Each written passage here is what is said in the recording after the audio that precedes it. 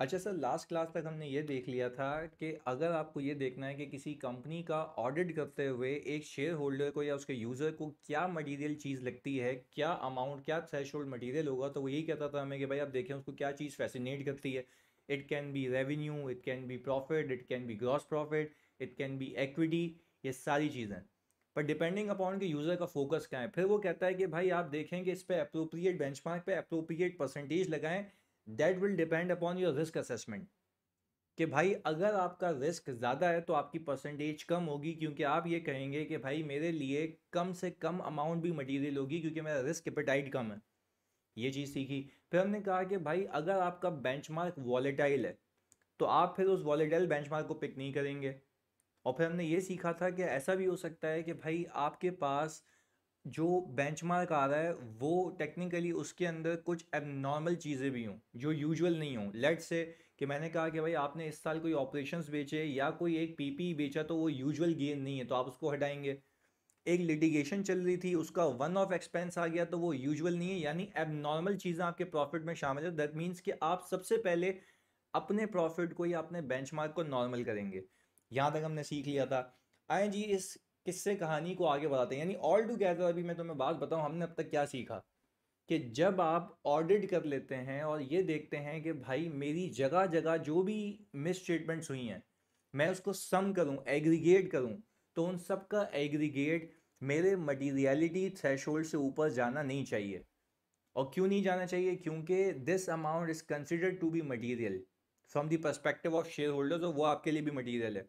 तो आप कहते हैं हाँ भाई इससे ऊपर चला गया तो मैं कहूँगा वो मैं स्टेटमेंट्स क्या कहलाएंगी? मटीरियल कहलाएंगी। और अगर वो सही नहीं हुई तो that will impact economic decision of my user. तो हमने ये सीखा था।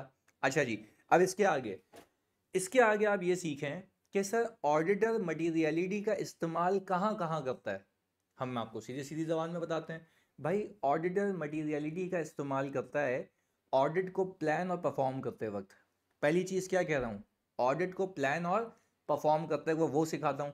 और दूसरी चीज़ वो कहता है कि मटीरियलिटी यूज़ होती है कंक्लूजन स्टेज के ऊपर। कौन से स्टेज के ऊपर? कंक्लूजन स्टेज के ऊपर। अच्छा, कंक्लूजन स्टेज के ऊपर क्यों क्यों यूज होती है वो अभी हमने सीखा कि भाई मैं सबसे पहले सारी मिस स्टेटमेंट्स को अक्यूमुलेट करता हूँ just to check, just to give an opinion कि भाई क्या मेरे पास मेरे फाइनेंशियल स्टेटमेंट्स में अनकरेक्टेड, मैं क्या कह रहा हूँ, अनकरेक्टेड मिस स्टेटमेंट्स ऐसी तो नहीं है जो क्यूमुलेटिवली और स्टैंड अलोन बेसिस पे मटीरियल हो। तो मुझे एक बात तो समझ आ गई है सर कि मटीरियलिटी जो कंक्लूजन स्टेज पे यूज होती है वो किस लिए होती है? ओपिनियन फॉर्म करने के लिए, कि मैं ओपिनियन दे रहा हूँ। बट यही मटीरियलिटी प्लानिंग और परफॉर्मेंस पे, यानी जब मैं ऑडिट को प्लान कर रहा होता हूँ, जब ऑडिट परफॉर्म कर रहा होता हूँ, तब क्यों यूज होती है, तब क्या काम है मटीरियलिटी का, आइए ये चीज देखते हैं। अच्छा भाई, वो कहता, पहले तो ये रीड कर लेते हैं। वो कहता ये है कि concept of materiality is applied by the auditor. Auditor apply करेगा in planning and performing the audit, in evaluating the effect of identified misstatements on the audit and of uncorrected misstatements on the FS in forming an opinion। वो बोल रहा है opinion form करते वक्त आप इसको use करेंगे। बस अभी भी एक शक मेरे दिमाग में है, एक सवाल मेरे दिमाग में है कि why the auditor will use materiality in planning and performing audit. बहुत फोकस होकर सुनिएगा, बहुत फोकस होकर, क्योंकि बहुत टेक्निकल एरिया है इधर। मैंने ये कहा सर समझने के लिए कि सर मैं इस कंपनी का ऑडिट करने गया। मैंने कहा सर ये कंपनी हमारी है EFU जनरल। अच्छा, मैंने कहा सर इस कंपनी का प्रॉफिट बिफोर टैक्स है 1 मिलियन। ऐसे ही हाइपोथेटिकल एग्जांपल है, प्रॉफिट बिफोर टैक्स है 1 मिलियन। मैंने कहा कि सर जब मैं ऑडिट को स्टार्ट कर रहा था तो ऑडिट को स्टार्ट करने से पहले मैंने रिस्क असेसमेंट की होगी।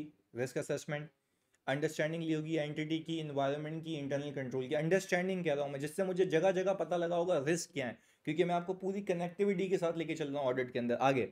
फिर मैंने ये कहा कि सर मैं इसके ऊपर अगर 5% लगा दूँ तो डेट विल बिकम 50,000। मैंने कहा sir 50,000 is my materiality level. यानी कोई भी मिस स्टेटमेंट 50,000 से ऊपर will be considered as material, क्योंकि प्रॉफिट ओरिएंटेड एंटिटी है। और मैंने कहा generally 5% of profit before tax misstatement लोगों को, शेयर होल्डर को एक्सेप्टेबल नहीं होती। ये मेरी मटीरियलिटी लेवल है, यानी इसको हम कहते हैं materiality for overall FS. Sir ये आ गई 50,000 रुपये। इसको हम कहते हैं प्लानिंग मटीरियलिटी। क्या कहते हैं? Planning materiality. उसका दूसरा नाम क्या है? Materiality for overall FS. पूरे एफएस के लिए ये मटीरियल है, पूरे फाइनेंशियल स्टेटमेंट लिखिए एज अ होल ये मटीरियल है। सही है। हम क्या कह रहे हैं इसको? Planning materiality. Planning materiality. अच्छा, फिर ऑडिटर क्या करता है, बात समझिएगा। अब हम ये सीख रहे हैं प्लानिंग पे क्या काम आती है, प्लानिंग एंड परफॉर्मिंग ऑडिट पे। अब सुनिएगा। अब मैंने कहा कि सर मेरे पास मेरे एफएस के अंदर, मेरे एफएस के अंदर एक पीपी का अकाउंट आ रहा है, पीपी का। सही है। और एक सर रिसीवेबल का अकाउंट आ रहा है। गेम समझें आप क्या है? पीपी का अकाउंट आ रहा है, रिसीवेबल का अकाउंट आ रहा है। अब जब बहुत ही फोकस होकर, इतनी बारीक सा डिफरेंस है, और एक चीज़ है इसके अंदर जो आपने प्रैक्टिकली अप्लाई करनी है, और हम यहाँ पे प्रैक्टिकली सीखेंगे। सुनिएगा। पीपी का अमाउंट आ रहा है, लेट से पीपी का अमाउंट आ रहा है हमारे पास सर कोई 2 मिलियन का, और रिसीवेबल का अमाउंट आ रहा है हमारे पास 1.5 मिलियन का। अच्छा, आप ज़रा इस बात को फोकस होकर समझें भाई। मैंने ये कहा, अगर आप ये देखें, अगर आप ये देखें कि ये जो 2 मिलियन है और 1.5 मिलियन है, 50,000 से तो कहीं ज़्यादा है। 50,000 से तो कहीं ज़्यादा है। अब आपको स्टैंडर्ड आयजा ये कहता है कि आप कैलकुलेट करें परफॉर्मेंस मटीरियलिटी। कौन सी मटीरियलिटी? Performance materiality. अच्छा भाई, यहाँ पे लिख रहा हूँ मैं। सर हमने यहाँ पे लिखी परफॉर्मेंस मटीरियलिटी। अच्छा, वो जनरली आपकी पूरे एफएस की मटीरियलिटी का हाफ होता है या 75% होता है, based on your risk assessment. क्यों होता है वो अभी सिखाऊंगा, पहले आपने टारगेटेड चलना है मेरे साथ। मैंने कहा ओवरऑल एफएस की मटीरियलिटी कितनी है? 50,000। ओवरऑल एफएस की मटीरियलिटी कितनी है? यानी 50,000 से ऊपर की गलती होगी तो मैंने कहा भाई वो मटीरियल है, चाहे वो इंडिविजुअली हो या एग्रीगेट हो। फिर वो कहता है यार 50,000 रुपये को आप हाफ करें या इसका 75% ले लें, यानी आप निकाल लें परफॉर्मेंस मटीरियलिटी। अब क्या होता है अभी सिखा रहा हूं मैं, परफॉर्मेंस मटीरियलिटी क्या होता है मैं फिर रिपीट कर रहा हूं, अभी नहीं सिखाया, अभी सिखाऊंगा। अच्छा खैर, मैंने कहा क्योंकि इस इदारे का पहले साल का ऑडिट है, पहले साल का ऑडिट है, मैंने क्या किया, इस प्लानिंग मटीरियलिटी का हाफ ले लिया, 50%। मैंने कहा सही है भाई। मैंने कहा सर 50% ले लिया तो वो कितना आ गया? 25,000। This is my performance materiality. इसको हम दूसरी जबान में, हम ईवाई में टॉलरेबल एरर कहते हैं। अब सर ये बातें ना थोड़ी सी मुश्किल होती जा रही हैं, इसको आसान करें भाई। मैं अगर आपसे ये पूछूं, क्या मैं कह सकता हूं कि पीपी के अकाउंट के अंदर, या यू कैन से चलें रिसीवेबल के अकाउंट के अंदर, इसको मैं मिटाता हूं। मैं कह रहा हूं रिसीवेबल के अकाउंट के अंदर मिस्टर ए का रिसीवेबल होगा, मिस्टर बी का रिसीवेबल होगा, मिस्टर सी का रिसीवेबल होगा। बात समझिएगा बहुत फोकस के साथ। मैंने कहा रिसीवेबल के अकाउंट के अंदर मिस्टर ए का रिसीवेबल 4 लाख है, मिस्टर बी का रिसीवेबल जो हमारे पास है वो 2 लाख है, और मिस्टर सी का रिसीवेबल 75,000 है, और बाकी अदर्स हैं, बाकी अदर्स हैं छोटे छोटे छोटे छोटे छोटे जो रिमेनिंग बैलेंसिंग फिगर है। सही जी, वो कुल मिला के 1.5 मिलियन बनता है। अच्छा, अब ये सिखाने लगा हूं कि परफॉर्मेंस मटीरियलिटी क्यों निकाली जाती है। देखो, परफॉर्मेंस मटीरियलिटी इसलिए निकाली जाती है कि मैं किसी स्पेसिफिक हेड में इससे ऊपर की गलती टॉलरेट नहीं करूंगा। मेरी बात समझिएगा, मेरी बात समझिएगा। इसके दो मकसद बता रहा हूँ। पहला मकसद क्या लिखा रहा हूँ कि भाई मैं किसी भी हेड के अंदर, किसी भी इंडिविजुअल हेड के अंदर, किसी भी बैलेंस के अंदर, यानी जैसे रिसीवेबल का बैलेंस है ना, रिसीवेबल का बैलेंस है, तो रिसीवेबल के बैलेंस के अंदर मैं किसी एक स्पेसिफिक हेड के अंदर 25,000 रुपये से ऊपर की गलती टॉलरेट नहीं करूंगा। That would be considered material for a specific balance और ट्रांजैक्शन। स्पेसिफिक बैलेंस की बात कर रहा हूँ। ये क्यों किया गया, ये क्यों किया गया? क्योंकि मुझे एक बात बताओ, अगर मैं हर एक हेड को आधे आधे आधे आधे आधे आधे पे रोक दूं, मैं बोलूँ इससे ऊपर जा नहीं सकता, तो मेरी कोशिश ये रहेगी पूरे ऑडिट के अंदर मैं कभी भी मिस स्टेटमेंट को 50,000 से क्रॉस ना होने दूं एज अ होल। मैं कभी भी अपनी मिस स्टेटमेंट्स को कभी भी 50,000 रुपये से क्रॉस ना करने दूं एज अ होल। तभी तो वो कह रहा है कि भाई आप सिंपल परफॉर्मेंस मटीरियलिटी निकालें जिस पे आप परफॉर्म करेंगे। यानी आप किसी भी हेड के अंदर, चाहे आप इसको टॉलरेबल एरर कह लें, चाहे आप इसको परफॉर्मेंस मटीरियलिटी कह लें, इसका पहला मकसद बता रहा हूँ। परफॉर्मेंस मटीरियलिटी का पहला मकसद क्या है? आपने इस प्रोबेबिलिटी को कम करना है, इसको रिड्यूस करना है, उस प्रोबेबिलिटी को रिड्यूस करना है कि misstatement as a whole aggregate basis पे 50 से ऊपर निकल जाए, यानी प्लानिंग मटीरियलिटी से, ओवरऑल मटीरियलिटी से वो ऊपर नहीं जानी चाहिए। तो तुम क्या करोगे? तुम बोलोगे उस प्लानिंग मटीरियलिटी का आधा मैं किसी भी हेड में बर्दाश्त नहीं करूंगा। तो आप वो सही कराते रहोगे ना। जब वो उसके आधे पे सही कराते रहोगे तो आपको नहीं लगता कि आपके पास अनडिटेक्टेड या अनकरेक्टेड मिस स्टेटमेंट्स कम से कम होंगी? तो जब अनकरेक्टेड मिस स्टेटमेंट्स मेरी बच्चों कम से कम होंगी तो वो कभी भी ओवरऑल मटीरियलिटी को एक्सीड नहीं करेगी। पहला मकसद समझ आता है परफॉर्मेंस मटीरियलिटी का। फिर मैं रिपीट कर रहा हूँ, परफॉर्मेंस मटीरियलिटी इसलिए निकाली जाती है कि आपकी probability of miss statement exceeding the materiality वो कम से कम हो जाए। तो आप किसी भी हेड के अंदर ये वाली गलती 25,000 रुपये से ऊपर टॉलरेट नहीं करेंगे तो वो 50 तक तो दूर है, बाद में पहुंचेगी। पहली चीज समझ आती है। अच्छा, अगर मैं यहाँ पे आके देखूं, देखो परफॉर्मेंस मटीरियलिटी की एक डेफिनेशन निकली हुई है, is said to reduce to an appropriately low level the probability that the aggregate of uncorrected and undetected misstatement in the FS exceeds the materiality for the financial statements as a whole। अब देखो, अब ये logically बात समझ आई ना, ये पढ़ के पहले नहीं समझ आती पर लॉजिकली समझ आएगी। इसका दूसरा मकसद सिखाता हूँ प्रैक्टिकल लाइफ का। पहली चीज आई थिंक आपको क्लियर है कि आप अपने लेवल को इतना कम कर दें कि हर एक हेड के अंदर आप 25 से ऊपर की मिस स्टेटमेंट बर्दाश्त ही नहीं करेंगे, आप सही कराते रहेंगे, सही कराते रहेंगे, ताकि वो ओवरऑल एग्रीगेट बेसिस के ऊपर परफॉर्मेंस मटीरियलिटी मेरे प्लानिंग मटीरियलिटी तक पहुंचे ही नहीं और उसको एक्सीड ना करने दे। क्योंकि हम तो ये कह रहे हैं ना, हमारा तो ऑब्जेक्टिव क्या है? To obtain reasonable assurance that these financial statements are free from material misstatement. तो मटीरियल तो 50 है, तो आपने हर एक हेड पे ये जब्त लगा देनी है। पहले बताओ ये बात क्लियर है? ओके, अब दूसरी बात पे आते हैं। मैंने कहा लेट से मुझे कंफर्म करना है, मुझे कंफर्म करना है क्या ये वाकई में मेरा रिसीवेबल है भी या नहीं है। तो इसके लिए मैं क्या भेजता हूँ सर? इसके लिए मैं कंफर्मेशन भेजता हूँ। किसको भाई? अपने डेटर को, जिसको मैंने माल बेचा है। मैं उसको बोलता हूँ भाई 31 दिसंबर पे मुझे लिख के दो, 31 दिसंबर के ऊपर मुझे लिख के दो कि तुम्हें हमें इतने पैसे देने और हमें तुमसे इतने पैसे लेने हैं। तो मैं कंफर्मेशन भेजता हूँ। तो ये जो परफॉर्मेंस मटीरियलिटी है, परफॉर्मेंस मटीरियलिटी ये आपको सैम्पलिंग में भी काम आती है। किस में काम आती है? सैम्पलिंग में। अच्छा, आप देखो ईवाई की स्ट्रेटेजी क्या कहती है। वो ईवाई की स्ट्रेटेजी ये कहती है परफॉर्मेंस मटीरियलिटी जिसको हम कहते हैं टॉलरेबल एरर। क्योंकि आप तो कह रहे हो 50 तक का एरर तो आप टॉलरेट ही नहीं करोगे ना।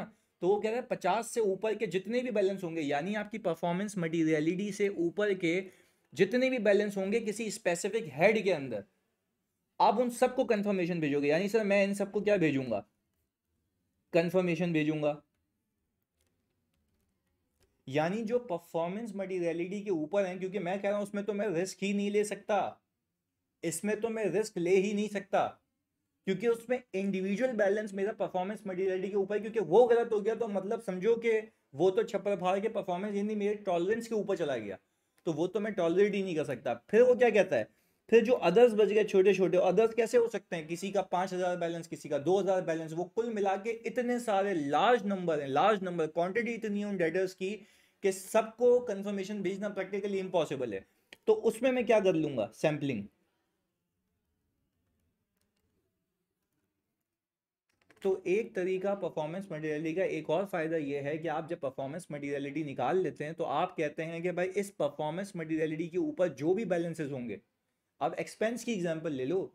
मैंने कहा मेरे एक्सपेंसेस के लेजर के अंदर मल्टीपल एक्सपेंसेस आ रहे हैं, यानी मल्टीपल एक्सपेंसेस आ रहे हैं, पर उन मल्टीपल एक्सपेंसेस को मैं देखूंगा कितने मेरे एक्सपेंसेस मेरे टेस्टिंग थ्रेशोल्ड से ऊपर हैं।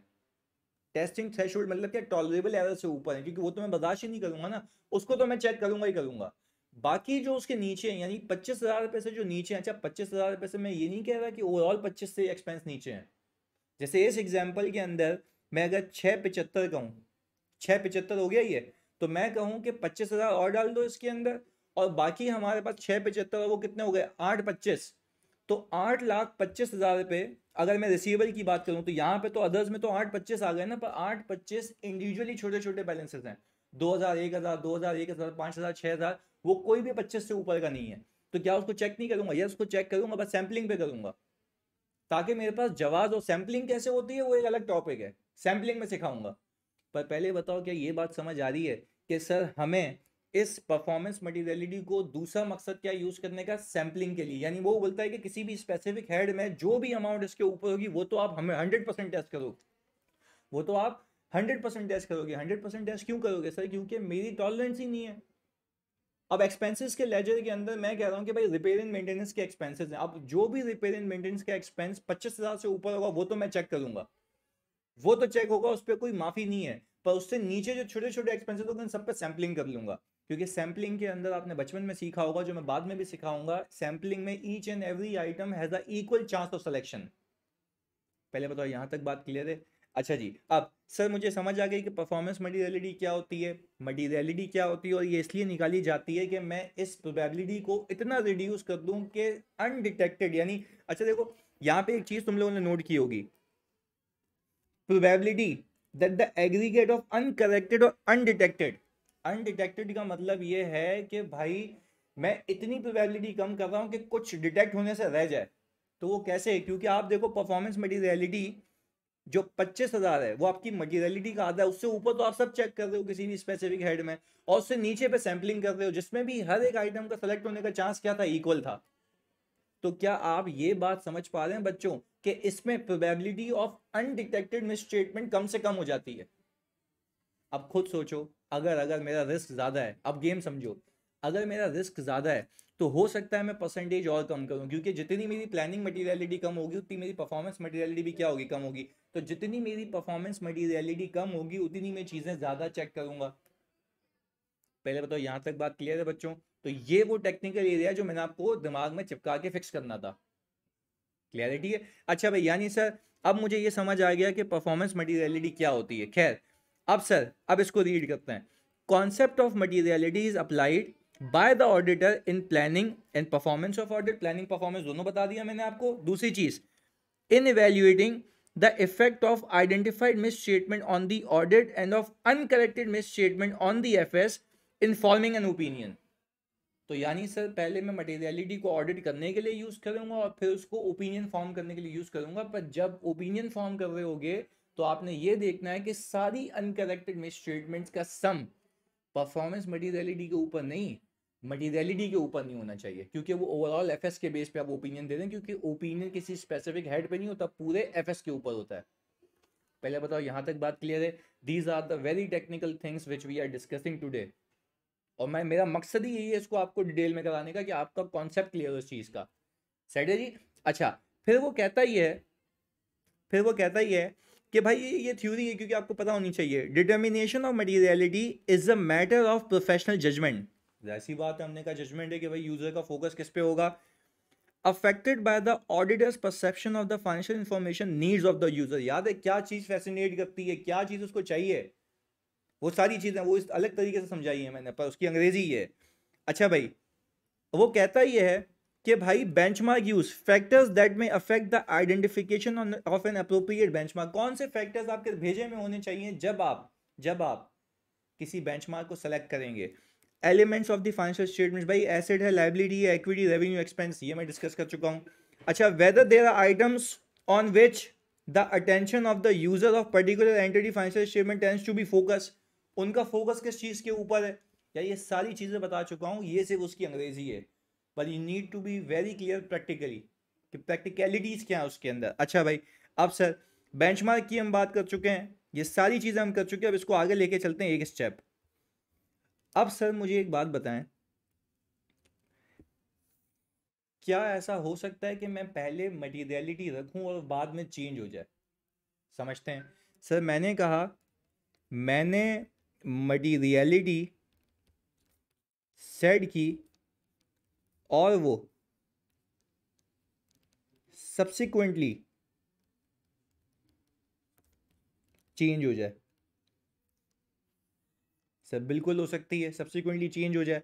अच्छा अब मुझे एक बात बताएं ज़रा फोकस के साथ, इसकी एग्जांपल्स दे रहा हूँ। मैं ऑडिट पे गया, ऑडिट की टीम को भेज दिया मैंने। अच्छा ईयर एंड मेरा है 31 दिसंबर, ईयर एंड मेरा है 31 दिसंबर। अच्छा ईयर एंड मेरा 31 दिसंबर है, मैंने टीम को डिप्यूट किया क्योंकि मैंने कहा यार प्लानिंग व्लानिंग करो, कंट्रोल्स को समझो, क्योंकि कंट्रोल्स तो इदारे में लगे हुए ही होंगे ना। तो मैंने कहा आराम से समझो समझो तुम, ताकि अपनी डॉक्यूमेंटेशन पूरी करो, कंट्रोल का डिज़ाइन समझो, कंट्रोल का डिज़ाइन समझो कि कैसे कंट्रोल डिज़ाइन हुए हुए हैं, कंट्रोल का मकसद क्या है, ताकि हम पहले ये तो देख लें कि कंट्रोल के डिज़ाइन में तो मसला नहीं है, जिसको हम कहते हैं deficiency in internal control. Test तो बाद में करता हूँ मैं उसको। खैर हमने कहा, मैंने टीम को डेप्यूट किया 1 दिसंबर को, 2022 कर लेते हैं, और ये आ गया 31 दिसंबर 2022। खैर अब हुआ क्या, मैंने जब 1 दिसंबर को टीम को भेजा, 1 दिसंबर को टीम को भेजा, तो टीम ने क्या किया, इंटरिम एफएस लिए। मैंने कहा भाई ये इंटरिम एफएस क्या होते हैं भाई, क्योंकि मैनेजमेंट ने कहा कि हम क्वार्टरली अकाउंट्स भी बनाते हैं। तो मैंने कहा कौन सा क्वार्टर क्लोज हुआ, उसने बोला भाई आपका दिमाग ख़राब है, 30 सितंबर ही होगा ना, 30 सितंबर के एफएस मेरे पास मौजूद हैं। मैंने कहा चलो वो दे दो। अच्छा 30 सितंबर के एफएस पे प्रॉफिट बिफोर टैक्स आ रहा था मेरे पास 9 मंथ्स का। मैंने क्या किया, इस प्रॉफिट बिफोर टैक्स को डिवाइड किया 9 से, मल्टीप्लाई किया 12 से। मैंने कहा मैंने अपना प्रोजेक्टेड पीबीडी निकाल लिया पूरे साल का, और इसके ऊपर 5% लगा दिया। तो ये आ गई मेरी मटीरियलिटी, ये आ गई मेरी materiality, just for the sake of documentation. अच्छा हुआ क्या, जब 31 दिसंबर पे जब 31 दिसंबर पे एक्चुअल अकाउंट्स आए,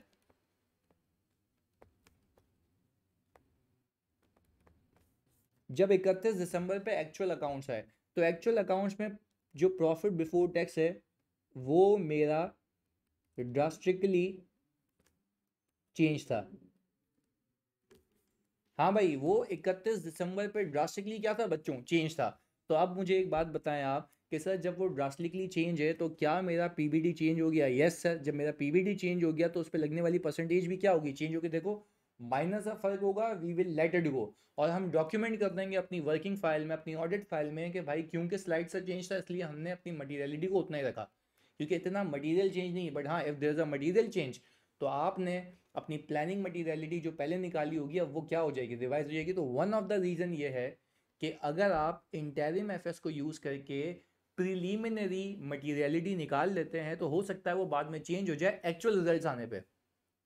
पहली चीज़ क्लियर है, आगे सुनिएगा। अच्छा फिर हमने ये कहा कि भाई एक तो रीज़न ये हो गया, ये हमें समझ आ गया ये चेंज हो जाएगी। सर दूसरा रीज़न, बात समझिएगा। अच्छा अब आप कह रहे हैं कि भाई बेंचमार्क सही है, बेंचमार्क सही है। जब आपने टेस्ट ऑफ कंट्रोल किए, जब आपने टेस्ट ऑफ कंट्रोल किए, तो टेस्ट ऑफ कंट्रोल करते वक्त आपको पता लगा कि controls are not operating effectively. हाँ जानी क्या लिखा मैंने, controls are not operating effectively. Sir controls operating effectively का मतलब है कंट्रोल्स नहीं थे भाई, कंट्रोल्स हैं वो ऑपरेट नहीं हो रहे, ऑपरेट नहीं हो रहे। तो सर हमने कहा controls are not operating effectively. तो मुझे इस चीज़ में एक बात आप गाइड करें कि मैंने पहले 5% ऑफ पीवीडी लिया हुआ था, अब मुझे जब पता है कंट्रोल वीक है तो इदारे के कंट्रोल सही काम नहीं कर रहे। अगर इदारे के कंट्रोल सही काम कर रहे होते तो गलतियां इदारा खुद डिटेक्ट करके सही कर रहा होता। पर अब बर्डन इज़ ऑन ऑडिटर।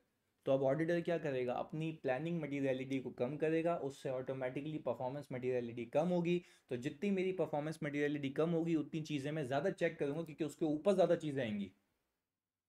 तो sir one of the reason ये है कि if you become aware of the any fact during the audit, और it can be any fact, जैसे मैंने इंटरनल कंट्रोल की एग्जांपल दी, हो सकता है आपको कोई फ्रॉड की चीज़ पता लगे, तो आप उसको भी मद्देनज़र रखते हुए अपनी टेस्टिंग थ्रेशोल्ड को क्या करेंगे, कम करेंगे, और आपकी टेस्टिंग की जो चीज़ें हैं वो क्या हो जाएंगी, ज़्यादा हो जाएंगी। I hope this is clear. तो सर ये भी बात समझ आती है can when the auditor intend to change the materiality level. Clear है?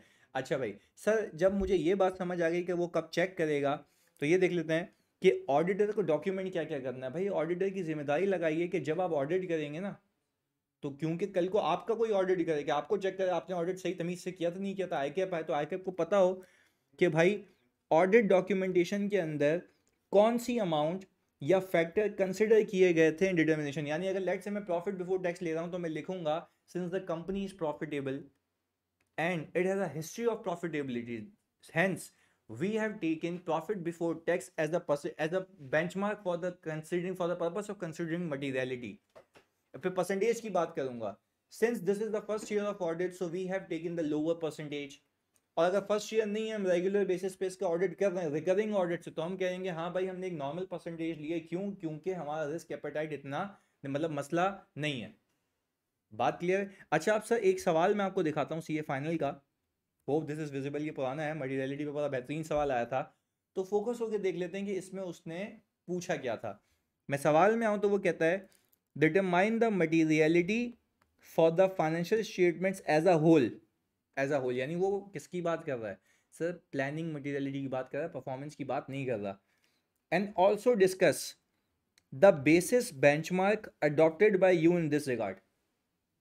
बेसिस या बेंचमार्क कौन सा लिया आपने? अब बात समझिएगा, वो डॉक्यूमेंटेशन नहीं बोल रहा है टेक्निकली, आए देखते हैं। उसने कहा your firm has been appointed as auditor of Lucrative Industry Limited or listed company. Sir पहले तो ये देख लें लिस्टेड कंपनी है।